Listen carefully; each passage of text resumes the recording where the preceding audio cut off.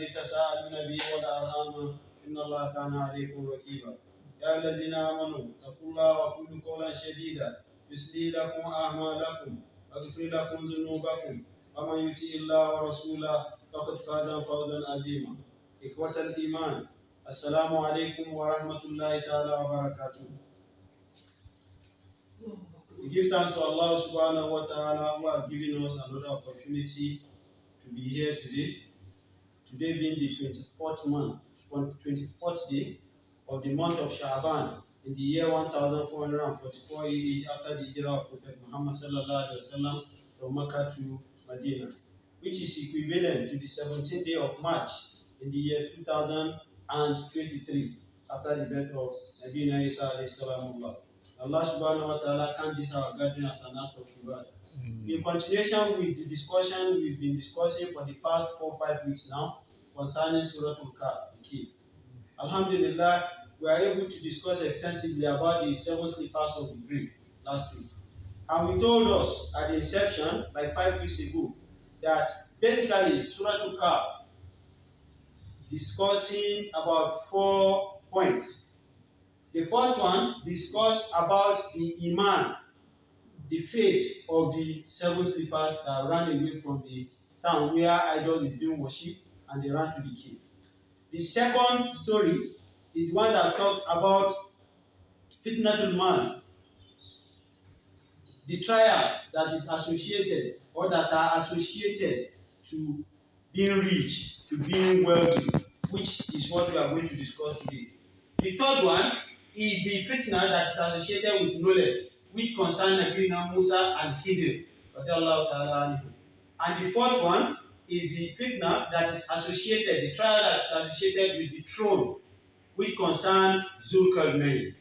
These are all the 4 points that Allah subhanahu wa ta'ala told Nabi Muhammad sallallahu alayhi wa sallam in this chapter of the Holy Quran, which is chapter 18.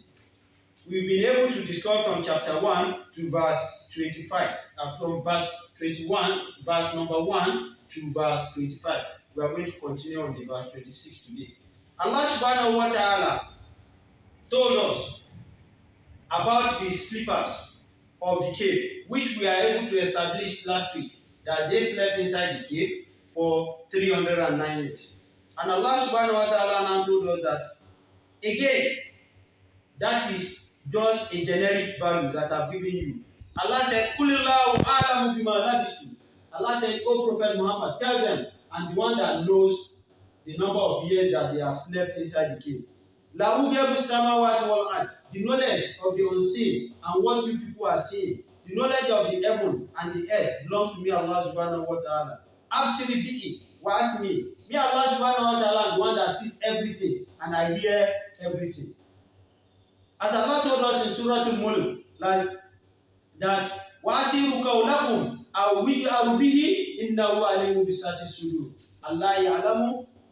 Allah subhanahu wa ta'ala said, whatever you people say secretly, whatever you people say openly, me Allah subhanahu wa ta'ala have the knowledge of everything.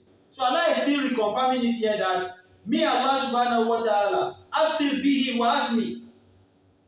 I'm listening to everything. Whatever every one of you is saying, I'm listening to it. Watch me, and whatever you people are doing, I'm seeing it. Malahum min dunihi. These people that refuse to accept Allah subhanahu wa ta'ala, they don't have any other person. They don't have any other supreme power that can help them.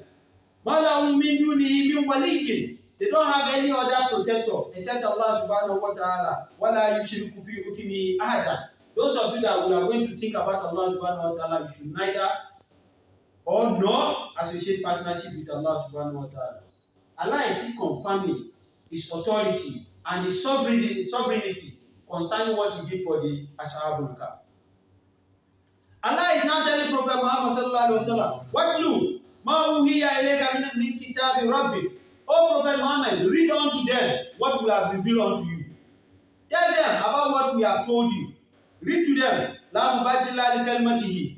Nothing can change in the sense of Allah subhanahu wa ta'ala. Walan tajida min dunihi multahada. And we are not going to see anybody that will be in position of Allah subhanahu wa ta'ala. The Quran will never change. The actions of Allah will never change, and nobody can take position of Allah subhanahu wa ta'ala. Allah continued to be telling Rasul, "Wasbir nafsaka, O Prophet Muhammad, be patient with yourself, and be patient with who? Al-ma'alladina yad'una rabbahum bil ghadawati wal ashi." Be patient with those that are calling Allah subhanahu wa ta'ala in the morning and in the evening. That doesn't mean that it's going to be only in the morning and in the evening that you are going to be calling Allah. That some people say in the afternoon like this, Allah did not mention afternoon, so they won't pray, they won't do any act of good work. No. And this is not hujjah. For those that need to gather together and say they will do lazimi in the morning, they will do something in the evening. No, this is not it. What Allah subhanahu wa ta'ala is telling Rasulullah sallallahu alaihi wasallam is a generic statement that literally cannot just be defined or can be translated like this, except with the knowledge of the fuqaha and with the knowledge of mufassirun, those that really understood Quran. Because some people just take it like this, that the riwayah said we should just worship Allah in the morning and in the evening. What about in the afternoon? Allah is now telling Rasulullah sallallahu alaihi wasallam that Prophet Muhammad, be patient with yourself and those that are calling me in the morning and in the evening. Yuriduna wajhahu, and they are doing this to seek for the pleasure of Allah subhanahu wa ta'ala. Wala ta'du aynaka anhum. Don't take away your sight from them. Don't turn against them. Why?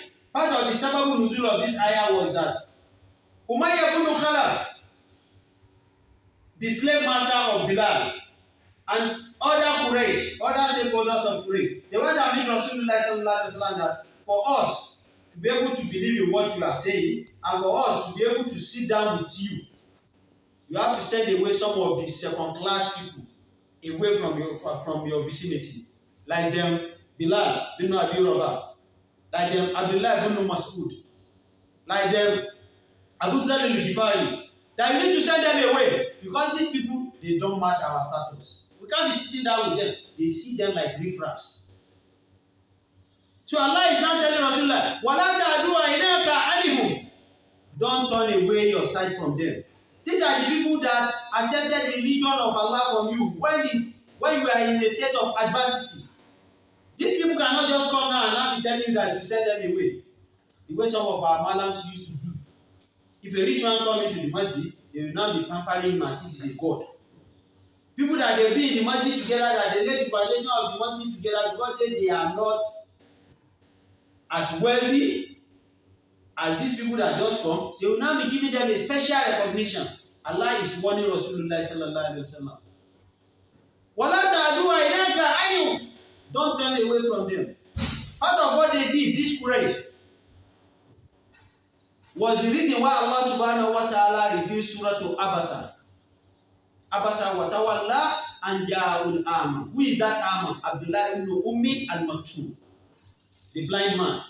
That Rasulullah sallallahu alaihi wasallam said he should be the leader of Medina when they went for Hud. He was a blind man, and Allah, Rasulullah sallallahu alaihi wasallam, entrusted the leadership of the Muslims onto his hand. Rasulullah sallallahu alaihi wasallam knows that he's an intelligent person, so it's not everybody that has these two sides that can see. So when Abdullah ibn Maktoum came to Rasulullah sallallahu alaihi wasallam, some of these people were around him, and they were telling Rasulullah sallallahu alaihi wasallam that we can't also sit down with you with a blind man. Allah was now warning Rasulullah sallallahu alaihi wasallam, Abbasa wa tawalla an ja'ul a'ama. Be very careful, Muhammad. Don't turn away your sight. Don't turn your back to the who? The person that came to you as a blind person. So Allah is warning Rasul. If Allah is warning Rasul, then who are we? Then who are we? So Allah is telling Muhammad sallallahu alaihi wasallam, "Wala ta'du aynaka anhum." Don't turn against those people that have been with you all this while. That is why every one of us do. The people that suffer with us in the sojourn of our life. Whenever Allah subhanahu wa ta'ala takes you to the promised land, and you are now getting something better than them, don't forget them. The people that hold on or held held on to the ladder of success for you, and you will now climb one step after the other, one step after the other. You don't go to where you are going. Don't forget the people that hold the ladder for you. If you forget them, before you come down, they too, they have left the ladder. So while coming back, there won't be any stability on the ladder again. So you are going to fall down. So Allah subhanahu wa ta'ala is telling Rasul, don't turn away against these people. Why?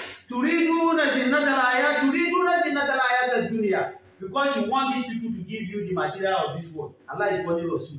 Was Rasul sallallahu alaihi wasallam interested in whatever they want to give him? But Allah is still warning him. Wala tutima akfalna qalbahu. Rasul, I'm still telling you, don't follow the people that their heart is hardened. They are not ready to listen to you. The other prophet that came before you, they didn't listen to them. You too, they are calling you inna ulama majnun. They are calling you a mad person because wama huwa biqawli sha'ir qalilun man tadhakkaru. The Quran we have revealed unto you that you read unto them. What huwa biqawli sha'ir? It is not a musician's song. It wasn't a musician song. It's not a song. Wama allamna ushira wama yanbaghi la in huwa illa dhikrun wa qur'anun mubin. Allah said, wama allamna ushira. We didn't teach Rasulullah sallallahu alaihi wasallam any song. So all these Islamic singers now, what is their hujjah? Wama yanbaghi la, and it's not right for Rasulullah sallallahu alaihi wasallam to be singing. So our malams that are singing, beating drum, beating piano and everything, where is their hujjah? This Surat we are seeing, wama alamnahu, we didn't teach him shira, song. Shiru means song. Wama yanbaghi la, and it's not right for Rasulullah sallallahu alaihi wasallam to sing or to dance.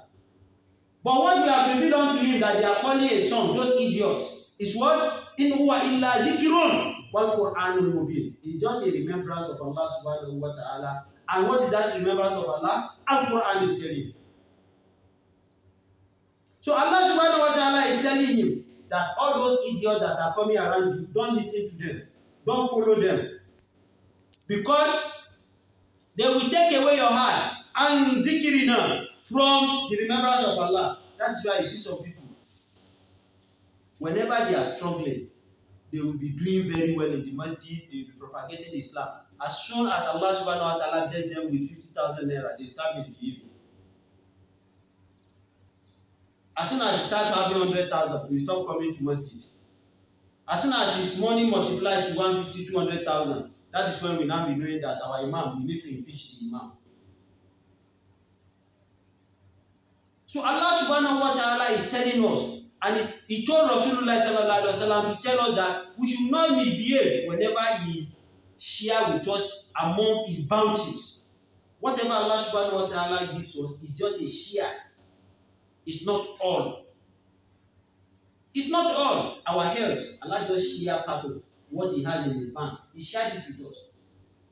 The little resources we have, Allah just share it with us. The knowledge we have, Allah just share it with us. Already he said it in Surat Al-Isra. وَمَا أُوتِيتُم مِنَ الْإِلْمِ إِلَّا قَلِيلًا. There is nothing I give you. It's just an insignificant element that I've given you. So all this so-called rich man, the richest man in the world, the richest man on the continent, the richest man in the Africa, what Allah is giving them is what? Insignificant. That's why we need to be humble every time. For Allah to be warning Rasul like this, then who are we? Whatever our these people are telling you about them that don't relate with them, they are following their heart desires. They are not following what the Holy Book wants. Wakana amu furutot. Their own issue has been scattered in front of you, Allah subhanahu wa ta'ala. Because they are not following the guidance of Allah. Allah said, وَقُلْ حَقٌّ مِّن رَبِّكُمْ. Tell them that the truth is from Allah subhanahu wa ta'ala. فَمَنْ شَاءَ. Whoever amongst you, فَلْيُؤْمِنْ, is you accept. So it's not compulsory. وَلَا تَزِرُ وَازِرَةً وِزْرًا أُخْرَى. It's not compulsory for you to accept. فَمَنْ شَاءَ مِنْكُمْ فَلْيُؤْمِنْ. Whoever wants among you should accept what you are telling him.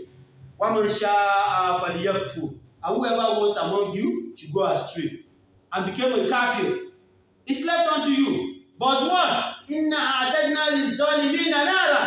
those wrongdoers, those that disbelieve in what Allah subhanahu wa ta'ala has given Prophet Muhammad sallallahu alaihi wasallam, we have prepared an hellfire for them. We have prepared a torment for them. A'ata bihim suradiquha, that the hellfire, the tent and the roof is a tent roofed with substances from the hellfire. Like we have this structure now. You have different material that was used to cover it as a roof. You have the different material that is used as what? As the walls. So the walls and the roof of that place that make like a tent. Allah subhanahu wa ta'ala said the substances we use to prepare that structure for them will be picked or will be chosen from the hellfire. Those that believe in Allah subhanahu wa ta'ala. Wa in yastagishu, whenever istighatha, if you are asking for something from Allah subhanahu wa ta'ala, you guys should be mine can only yashmi ujuha. When they are asking anything, whenever they are asking Allah anything, they are already in the hellfire. Those that disbelieve in Allah. Whenever they are not asking for anything from Allah, maybe they are thirsty. Allah subhanahu wa ta'ala now said, we are going to give them a boiling water. You know, when we are talking about paradise and hellfire last year, I told us that people in the hellfire, what they will be drinking as their water is going to be like a pulse. Like a pulse. That's what they will be giving them. Hot wine. Allah is not saying, when you have the issue, you got to be mine. We are going to give them water that is already melted. That Allah subhanahu wa ta'ala will give to them. If we pour it on any face, it's going to peel off the faces. That is the kind of water we are going to give them if they are thirsty. Bisa sharabu wasa'atil murtafaqo. Allah said, go unto them, sheer unto them with what they are drinking and they are returned to where they have returned to. This is what Allah subhanahu wa ta'ala will do for those that disbelieve in Him. Despite the fact that He has sent Rasulullah sallallahu alaihi wasallam. He has sent Prophet Muhammad sallallahu alaihi wasallam. But Rasulullah sallallahu alaihi wasallam has gone. The message he brought, has the message gone with him? No. This is the message we are telling ourselves. That's the message that Sheikh Abubakar Gumi told us. That was the message that Sheikh Kadam told us. That was the message that Sheikh Kamaluddin told us. That is the same message that we too are passing on. It's Quran and Kareem, not any other thing. And the hadith of Rasulullah sallallahu alaihi wasallam. Allah has spoken about those that disbelieve in the message. Now, we want to talk about the people that what? That believe in the message. Allah told Rasulullah sallallahu alaihi wasallam that those that believe in you, believe in me, and believe in the oneness of Allah, and believe in the day of judgment. And they are doing the right thing. You can believe in Allah subhanahu wa ta'ala, but you might not be doing the right thing. Those that are not observing their salawat, they are Muslims, but are they doing the right thing? No. Those that it's only Ramadan that you know, it is only during Ramadan that you know them as what? As Muslims. They are not doing the right thing. We need to know you as a Muslim every time. You shouldn't be a ceremonial Muslim. And I keep telling us, we are all Muslims, but we are not all of us are Muslims. It has its own marhala, stages by stages. And you want to walk from one stage before you get to the next stage. Allah said those that believe in me, not only believing in me, and they are doing well. Inna, me Allah subhanahu wa ta'ala, atfu tawkid. Me Allah subhanahu wa ta'ala, la nudiu ajra man ahsana amala. Whoever does good, me Allah subhanahu wa ta'ala will never erase the goodness he has done. The only thing I will do for that person is to reward him. And Allah subhanahu wa ta'ala already told us, if you do any one act of good, Allah is going to multiply it in what? In 10 manifolds. Yesterday, me and one of our brothers were talking. And I shared with him an experience that I learned concerning Sayyidina Abu Bakr radiallahu ta'ala anhu. One very day, Sayyidina Abu Bakr radiallahu ta'ala anhu did a sadaqah to somebody with what he had. And you know him, whenever I want to do this, he will randomly give out all whatever he had, especially when it is time, whenever it is time for Rasulullah sallallahu alaihi wasallam to go on a battle. Whatever he has, he will bring them out. Umar will divide his own into two. indicating that our level of iman can never be the same. We cannot attain the same state of equilibrium in this world, in whatever we are doing as a material activity and whatever we are doing as a spiritual activity. We can never. Allah will not perfect our level of iman. Allah will not perfect our level of activities at the same level. All of us can never be at the same state of equilibrium. It's not possible. Abu Bakr radiallahu ta'ala, the very day he did this act of worship, this act of sadaqah, Rasulullah sallallahu alaihi wasallam, somebody took some fruit to him. So he now took 10 out of this fruit. He now sent it to Abu Bakr radiallahu ta'ala. So the person that Rasulullah sallallahu alaihi wasallam sent on that errand, that person now picked one. Let's take for example, it's an apple. He now removed one from that 10. He now delivered 9 to Abu Bakr radiallahu ta'ala. On getting to Abu Bakr radiallahu, Abu Bakr said he received him as a visitor. He received him as an envoy from Prophet Muhammad sallallahu alaihi wasallam. After delivery of the message, he now said, "No, this is not my message. It can't be 9. It can't be 9." He told him. At the end of the day, after front and back, the person now removed the one that he kept for himself. He now added it to the 9, making 10. He now said, "Yes, this is what Rasulullah sallallahu alaihi wasallam asked you to give me." Because Rasulullah sallallahu alaihi wasallam will never see anything that will not come to pass. And it was revealed unto him that man jaa bil asanatin falahu ashrun amsalha. Whoever does an act of worship, Allah subhanahu wa ta'ala will reward that person in 10 manifolds. So if you say sallallahu alaihi wasallam, just one, Allah subhanahu wa ta'ala will reward you 10 times. So Allah now said, Ulaika, those that believe in me, those of them, lahum jannatu adni, they will belong to Al-Jannah.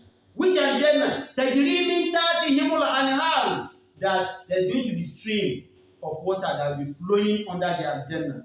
You allow fiha min asawira min zahabin. We are going to adorn them with gold. These people that will be in Al-Jannah. Allah subhanahu wa ta'ala said, we are going to adorn them with gold. وَيَلْبَسُونَ ثِيَابًا, and we are going to clothe them. They will be wearing gold wristwatch, gold rings. Everything that we use to adorn them, to dress them, is going to be gold. But the clothes they are going to wear, ثِيَابًا, hudira min sundusin. The clothes they are going to wear is going to be green clothes. Min sundusin was tabraki. It's going to be made from brocade. Allah said, we are going to make their clothes from brocade. You know what they are going to adorn them with? It's going to be what? That of gold. But the clothes they are going to wear will be made from brocade. وَالتَّبْرَكِ مُتَّكِئِينَ فِيهَا عَلَى الْأَرَائِكِ. And the couch, the upholsteries that will be in their rooms. Allah said we are going to dress it to the satisfaction, to the level that they even themselves won't be able to imagine what Allah subhanahu wa ta'ala has prepared for them. And they will be reclining on it with happiness. Allah now said, for all what we have done for them, they must sawabu wa asunatul muttafaqu. Here is the reward that is special from we Allah subhanahu wa ta'ala, and they are going to be elevated. Despite the fact that they have gotten all this opportunity, they've been clothed with gold, they've been clothed with brocade, they've been on couch, on upholsteries, that Allah subhanahu wa ta'ala is the only one that knows what they are going to use to prepare those upholsteries. And they'll be reclining on it, they'll be bending down, lying down on the couches, and Allah subhanahu wa ta'ala is going to raise them again. Allah said, وَالْمُلَهُمْ. This is what Allah subhanahu wa ta'ala said about the Ashabul Khaf and those that believe in we Allah subhanahu wa ta'ala and those that disbelieve in Allah subhanahu wa ta'ala. So concerning the Ashabul Khaf, it has been concluded. Concerning the believers in Allah subhanahu wa ta'ala has been completed. Concerning those that disbelieve in Allah subhanahu wa ta'ala, it has also been completed. So we want to enter the second phase of what Allah narrated to Prophet Muhammad sallallahu alaihi wasallam, revealed unto Prophet Muhammad sallallahu alaihi wasallam, that was narrated to us, which is the story of the gardeners, the two gardeners that Allah spoke to. This is the second story in the Surat Khaf. Allah said, وَضْرِبُ لَهُمْ مَثَلًا رَجُلَيْنِ. O Prophet Muhammad sallallahu alaihi wasallam, we are living, we are establishing on ground. We want to lay an example. We want to share an example of two men. Rajulaini, two men. A rajul means a man. Rajulaini, men. So two men.